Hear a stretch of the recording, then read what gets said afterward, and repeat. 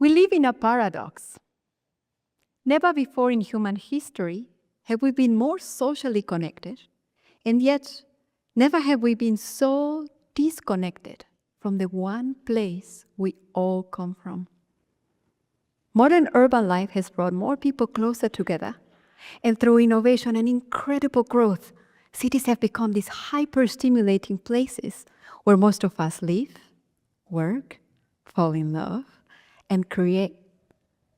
But over time, cities have also become buffers between ourselves and the land that supports us, buffers that reduce our direct sensory contact with nature, buffers that dull our awareness of how much our actions affect the earth and how deeply the earth affects us. What's more, living in cities means we spend most of our lifetime indoors, in buildings, in vehicles, connecting with glowing screens, disconnecting from nature. And this disconnected urban life has also brought something quieter, more insidious. Sedentary bodies, chronic stress, overwork, loneliness, and a sharp rise in anxiety, depression, and burnout. Sounds familiar? And this disconnection is deepening. And as it does, it's no surprise that we're witnessing a growing environmental crisis, and in turn, a rise in climate grief and solastalgia. Solastalgia is a word that blends two meanings. Solas, which means comfort, and the Greek word algia, which means pain or suffering. It describes the pain we feel when watching the place we love disappear or degrade. Think, for example, of the stories your grandparents used to tell you of the nature they once knew. The rivers, the forests, the presence of more animals, the seasons as they used to be. My fear is that as our lived experience of nature continues to shrink, so will our stories. And our grandchildren may never get to experience solastalgia if there is nothing left to grieve. See, as a professor studying forests and climate resilience, often in cities, I notice solastalgia and climate grief among my students. They feel the environmental crisis is too large, too complex, and far too removed from their daily lives for any meaningful action. With time, I've come to believe that if we want to overcome grief, feel empowered, and care for the earth, we must first experience our belonging within it. I mean, if I'm honest, my own life used to mirror this disconnection. When I moved to Vancouver years ago, I felt burnout, juggling my PhD and a demanding job for many years. I had adopted many sedentary behaviors, and I felt isolated. I spent most of the time in front of my screen, and I barely went outside, unless to do research. And working on environmental issues intensified my deep grief for the planet. This grief became depression when I went through a separation and lost my anchor, my sense of safety and belonging. I got to a point where I knew deep inside, something has to change. Perhaps you have experienced something like this. That's when nature helped me and reframed my entire life trajectory. Or perhaps more accurately, when nature patiently waited for me to notice and remember. I began to realize that after spending time in the forest, something in me would soften. So I started going back daily. I returned to the same green spaces, visited the same trees, noticed their shape, their texture, felt their unique presence. And this embodied practice in nature became my refuge, a practice that gave me solace, comfort, and helped me self-regulate. A practice that reminded me that I was not broken, I was whole. And I'm not alone. Nature has my back. My relationship with nature deepened when I trained as a forest therapy guide.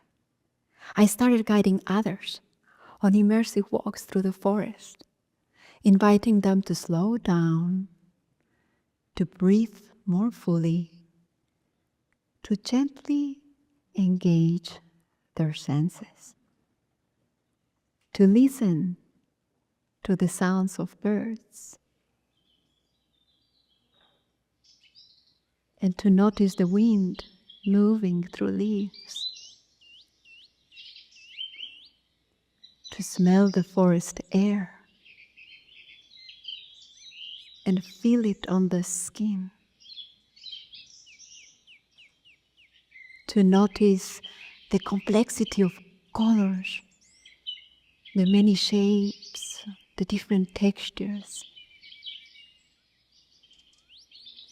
to feel your bodies settle as you deepen your breathing and connect with the surroundings, to notice how you're part of nature around you,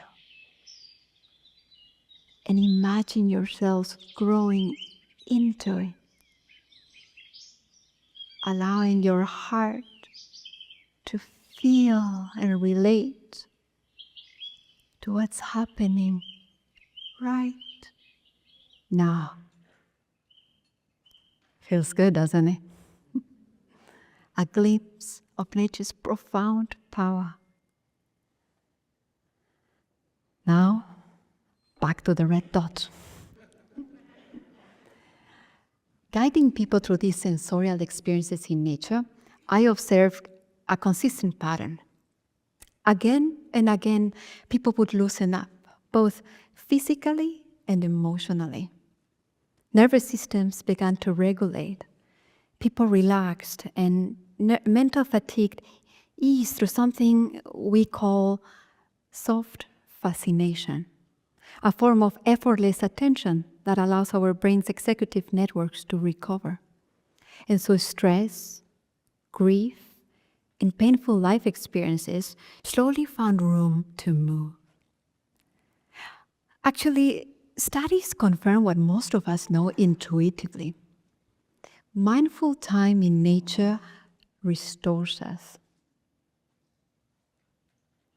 And my research on forest therapy shows that this nature-based practice also helps people develop personal resilience, not by avoiding hardship, but by seeing life with greater flexibility, by understanding that loss, change, and renewal are all part of the natural cycles. And as we feel restored, I notice something else emerges, a sense of grounding, a sense of connection, a sense of belonging, and then, almost inevitably, a call.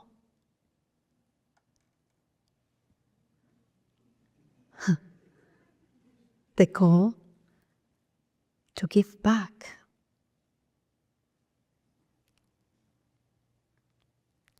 This is where hope quietly takes root, and with it, action. Across cities, I'm observing a powerful movement emerge, led not by institutions, but by people.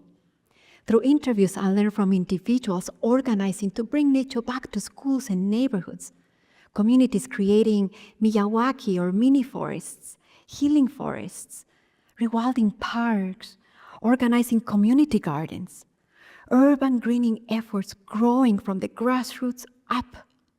And these are ways to respond to climate grief and reclaim agency, to become stewards rather than passive observers, to create pockets of the future in the present. And as these community-driven initiatives continue to spread, so does something else. Seeds of hope, a sense of place, the feeling of coming home. Because when relationships with place become personal, like these, environmental responsibility and stewardship move from ideology into lived experience. So I would like to end with an invitation. Actually, two. First, make time to be with nature. Reintegrate nature time into your lives as a regular practice, not the occasional escape. Aim for frequent, embodied contact several times a week. It doesn't need to be far away or anything extravagant. In fact, make it easy. My campus, for example, is promoting daily nature snacks among students. Remember, being with nature does not demand your productivity, just your presence. What matters really is the quality of the experience. To slow down, to notice with all senses, to let it be personal, let it be relational. And second, as your relationship with nature deepens, listen for the call. And when you hear it, let yourself co-create with nature. For some of you, this may mean stewarding a rewilding project in your communities. For others, it may be raising children that have deep relationships with the land. For others still, like in my case, it may be creating experiences that help people reconnect with nature through embodiment. This has been my personal way to give back, to show reciprocity in restoration. A path that has also helped me realize my life partner in love and purpose. However it looks like for you, become active part and feel empowered to remember, not as an idea, but as a felt truth, that we are not separate from nature, we are nature. So this is the message to take home. We're not going to solve the environmental crisis by thinking our way out of it, but by restoring a relationship with nature that reminds us deep in our bodies that the earth is not something we live on, it's something we live with. Caring for the earth comes from experiencing our belonging within it. Thank you.